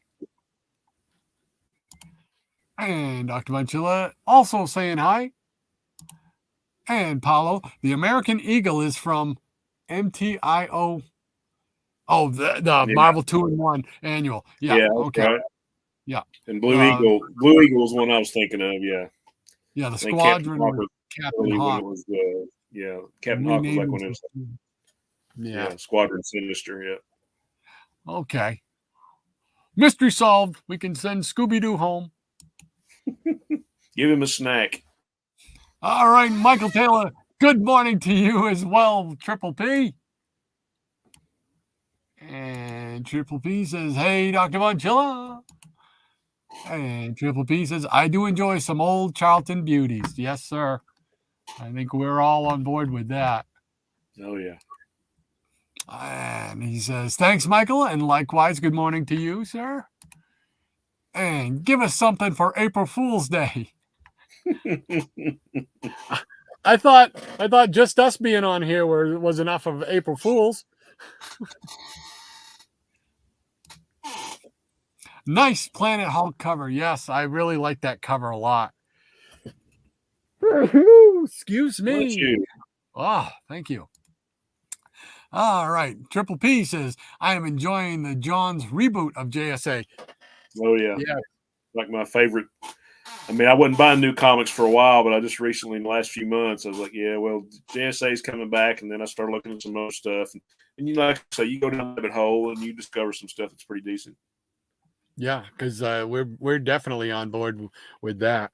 We love the JSA, and hopefully they continue doing it nice and enjoyable for us. So we'll keep our fingers crossed that way. And Michael Taylor, incredible detail on Stargirl cover. Nice books, Doc. Thank you, sir. I'm looking forward to reading them hopefully this afternoon. We'll see if that pans out or not. I don't know what the missus has planned today yet, but who knows? It is April Fool's Day. So, what do you say, Shannon? You got anything else you want to share with us? Yeah. Tomorrow. All righty. We're going to the short series mode. All right. We're going to give you the spotlight here. Thought I'd show some Jack Kirby goodness. Oh, this is another of those. This is one of those house ad books I saw everywhere once I started collecting back issues. It's like, oh my God, how do you not want this book? But we've got some forever people. Number one. Yes. Nice. Like you got, hey, there's a super town. Maybe there's more super people. And you're like, who is Beautiful Dreamer? I don't know, but I want to find out. And what is that weird motorcycle? And number 2.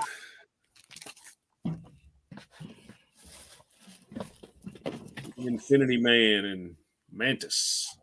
Oh, yes.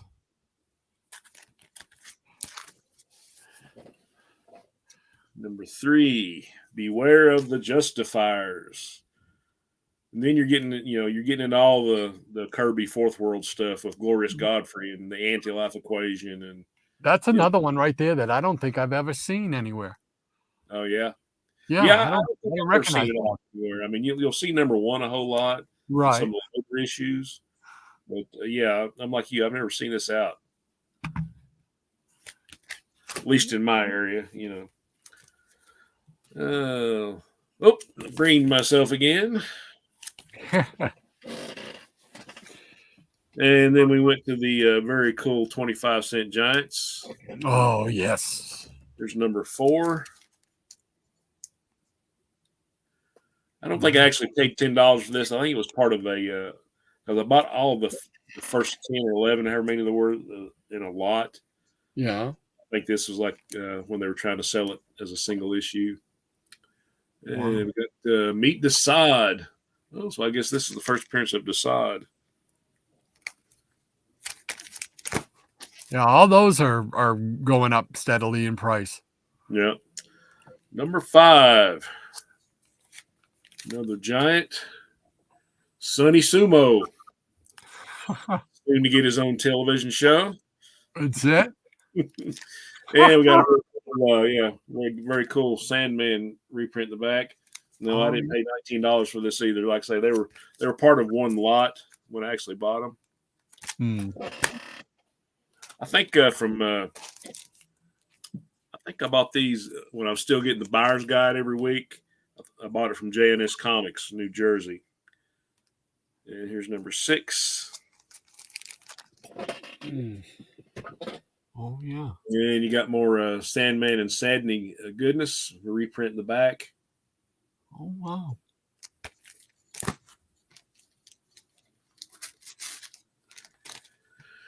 And you have number 7. Another nice 25-cent giant.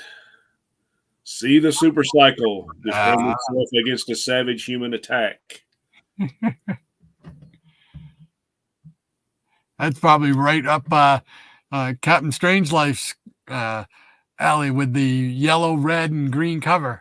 Oh, yeah. Yeah. Here we go. I really like this cover. Here's number 8. The Prisoners of the Power. And you got some more Sandman reprint goodness in the back. Wow. I'm pretty sure they were all like the early Kirby Sandman when he had the purple and gold costume. Very cool. And here we got number 9. I guess starring Deadman. The Eerie Return of Deadman. I think I have that one. That's one of the few that I have because I wanted the Deadman. Yeah. And I always like the little head lineups on the sides. Yep. Thank you, Justice League. Right. And here's another copy. I think this was this was lower grade. It's got a color tear on it. Okay. This is a really cool cover. First 20 centers, number 10, with more Deadman. Yep. That one I got too. Yeah. Absolutely. And number 11, the last issue. Unfortunately, the Infinity Man returns. Nice. Okay, see what else we can pull out here.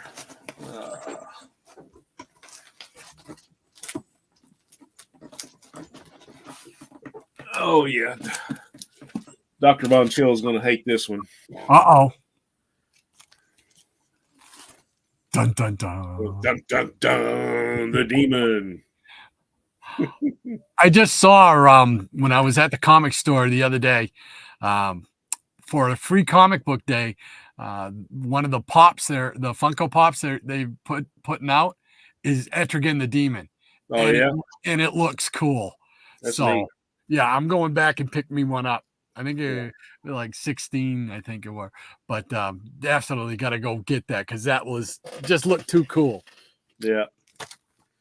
Yeah, it is cool. I'm going to breed myself again with number 2. Oh, there you go. That was another great series. Yeah. Number 3. I'm pretty sure I bought all these in a lot from J&S Comics. Mm. They would have these great sales. It'd be like 30 to 50 to 70% off on a lot of the lots. Yeah, it would sell. So I was really fortunate then. I had a little bit more expendable income then. Number 4. very cool. I love that cover. Number 5. Nice. Little purple background going on there. Yeah. That's I'm slowly making inroads on that one. It's a cool series. Number 6. Yeah, this one lasted a little bit longer than some of the other, like the Fourth World stuff. It's like this was 16 issues. So we're running on time. Number 7. Nice. I was like, with his name, You broke up a little bit. It was like Clarion. Larry. the Witch Boy. I couldn't think of his name. Yeah, and he had the cat called Tickle. A little black cat named Tickle. There we go. Just come a little closer, and I'll tip my hat to you.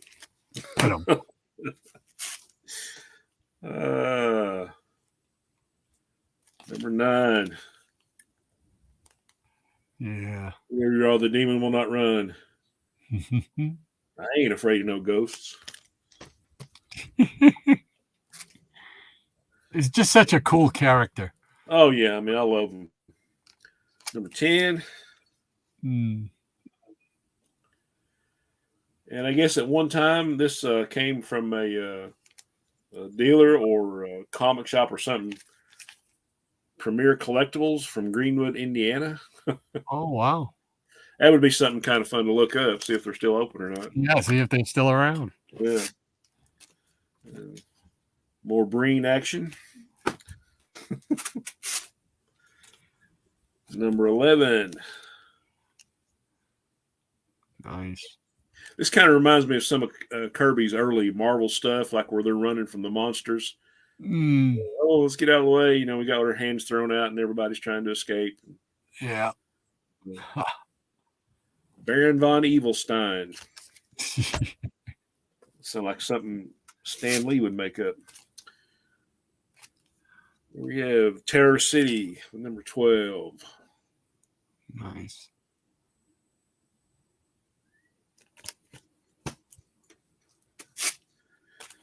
And another number 12.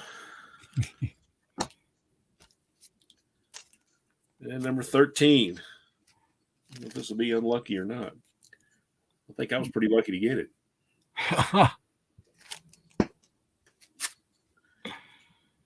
Lucky enough to get 2. Okay. Number 14. Clarion the Witch Boy is back. Oh, there's his little cat I was telling you about. Yeah. Tickle. I think that was the name.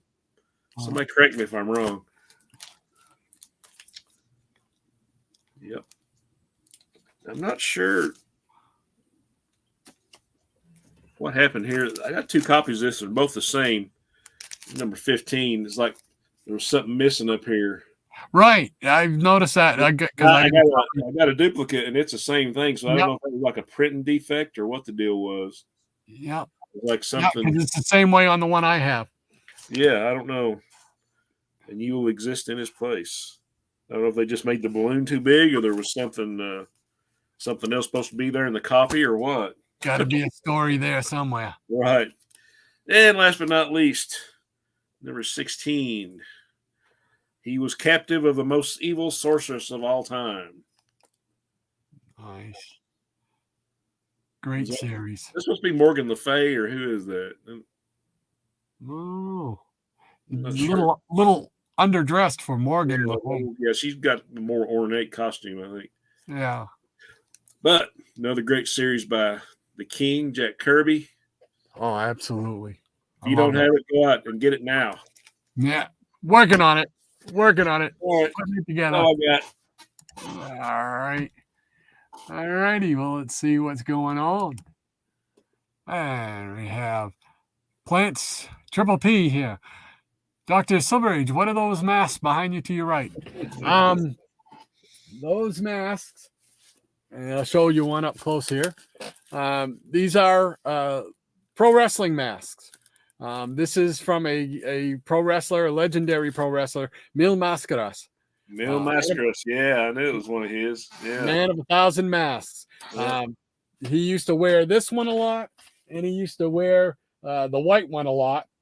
The other one, I don't know if you can see it or not.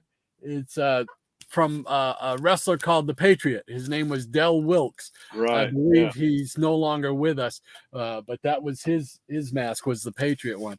But I've always loved Mil Mascaras. Got to see him back in '75, and he was like a superhero to me in the ring because he was one of the high flyers, right? Yeah. Yeah. And his body, he had built his body. He was like a bodybuilder. He had the body of the type of people you'd see in the comic books, very muscular and everything. And of course, the mask just added to it. So when I saw those, I've had these for a couple of years now. I saw them. You could buy them on Amazon and stuff. But they are, once I saw them, I had to get them. I'm a huge wrestling fan. So that's the deal with those, sir. Thank you for asking. And Hippies Collectibles says King Kirby. Absolutely.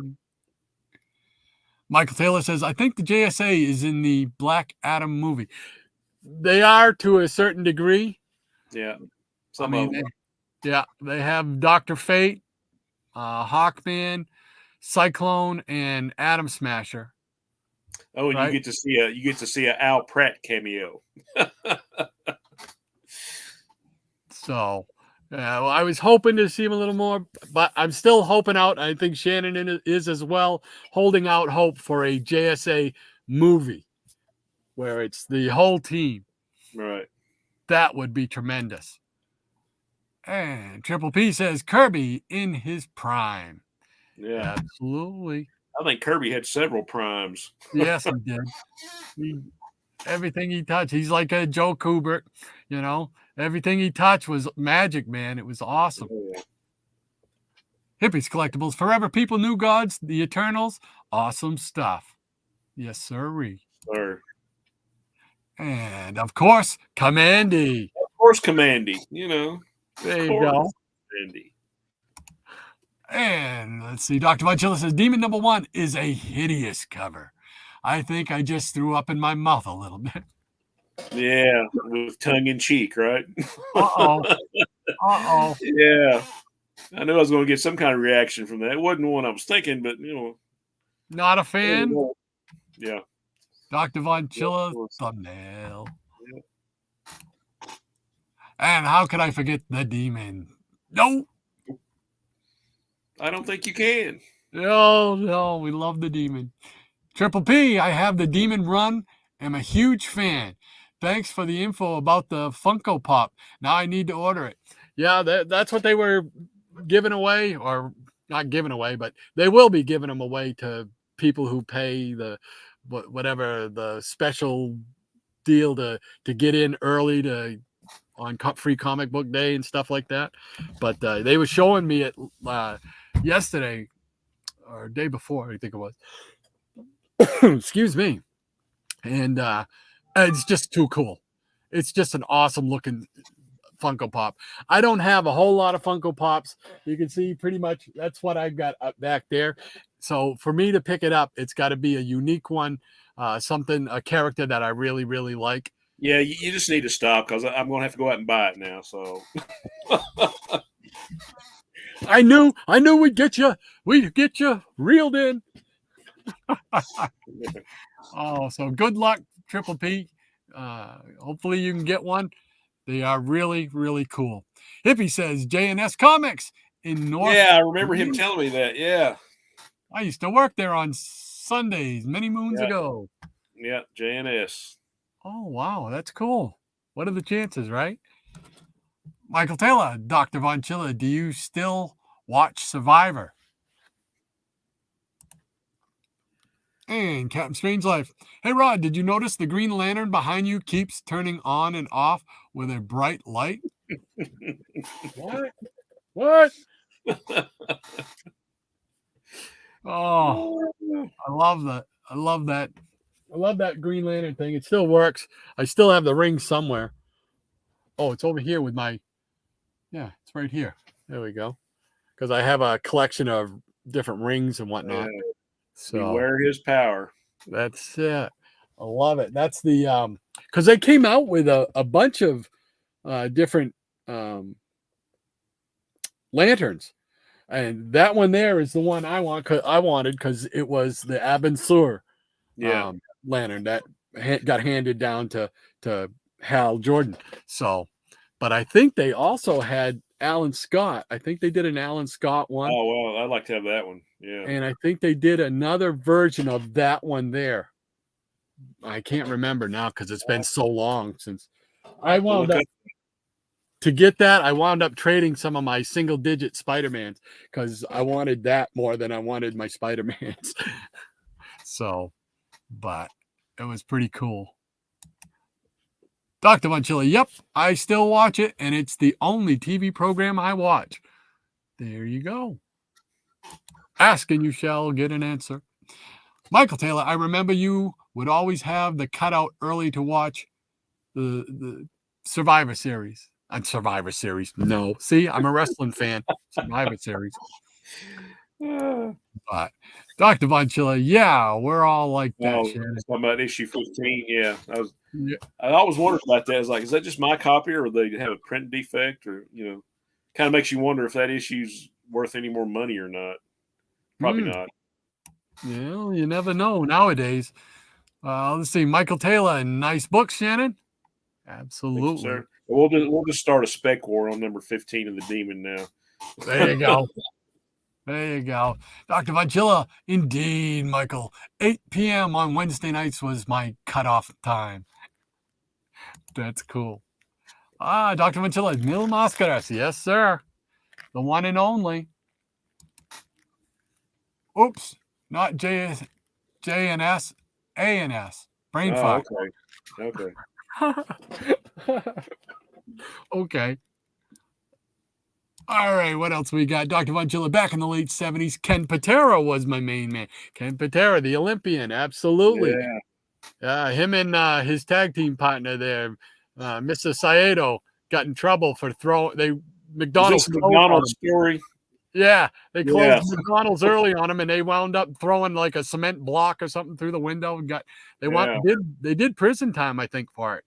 Yeah, I think at one time, I don't know who it was, but Ken Patera was like hired out. They had a bounty on Jerry the King Lawler's head, and Patera was one of the guys who went after him. Oh yeah. Don't get me started talking about wrestling. We'll be here another 2-3 hours. Michael Taylor, I used to watch Mil Mascaras in the 80s. Used to like him as well, Doc. Awesome, man. Awesome. You never know how many people really, ever watched wrestling, number one, and number two, got to see him because he didn't wrestle in the U.S. a whole lot. Yeah. He wrestled for a little bit in Chicago in the mid 70s, but and I think he wrestled in the WWF in the late 70s, which is where I saw him.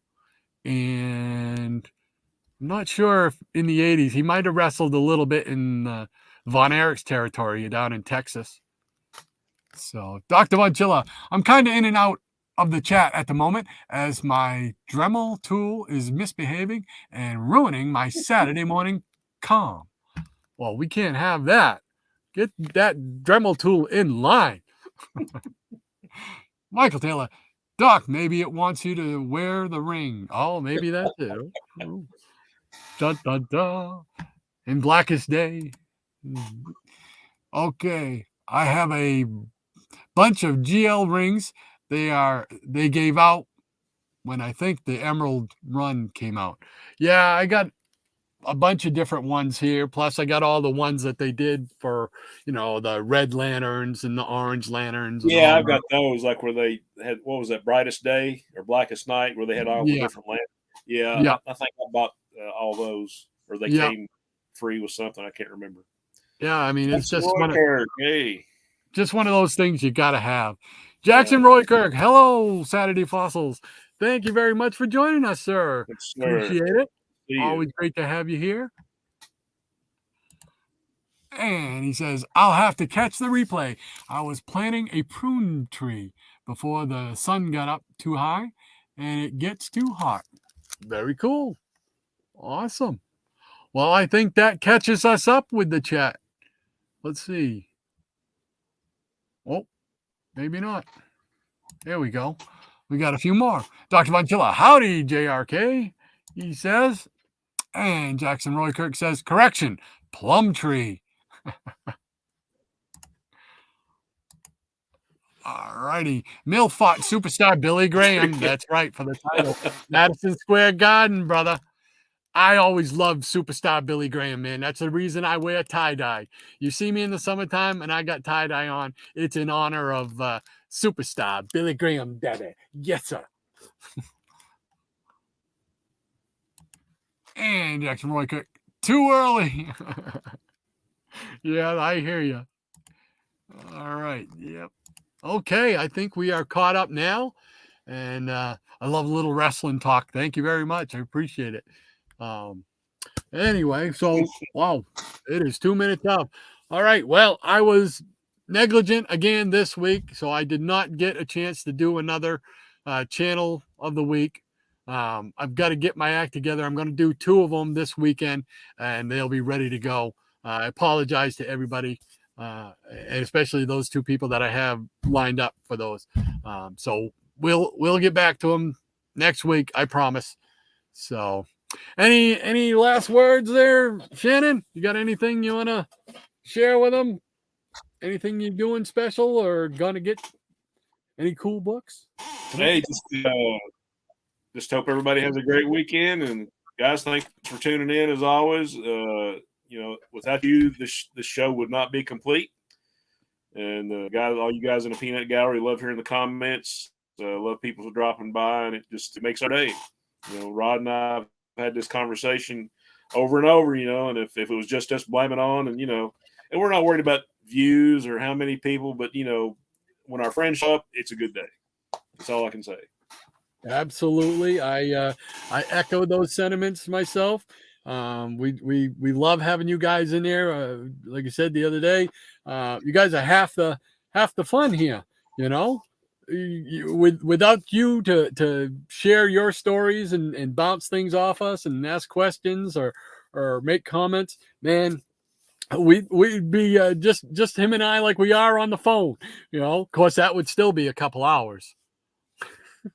No. Yeah, it'd still be 2 or 3 hours. Yeah, exactly. It's funny because my wife gets a kick out of it when you say, if I send you a text message, say, hey, you got time for a quick phone call? She just laughs. She goes, quick, right? So, well, all right. I guess that wraps it up for another week. So glad everybody showed up in the Peanut Gallery as always. And thank you, Shannon, once again. Showed a lot of great books as always. So look forward to this every Saturday, man. I can't tell you enough how much I enjoy doing this. Yeah, I'm going to have to go back and make another little Yeah, I'm gonna have to go back and make another little mini list, for all that stuff you showed. Wow, yeah. I've got my pad going right here. Believe me, I've been jotting them down as we go. So, well, all right, everybody. I hope you'll return next week and join us again next Saturday morning, 10 o'clock, same bat time, same bat channel. Hopefully you all have a great week, and we'll talk some great comics next Saturday. Everybody take care. Hey. And we got a special surprise. Hold on. I've got, for some reason it won't go. There we go. All right, so here we go.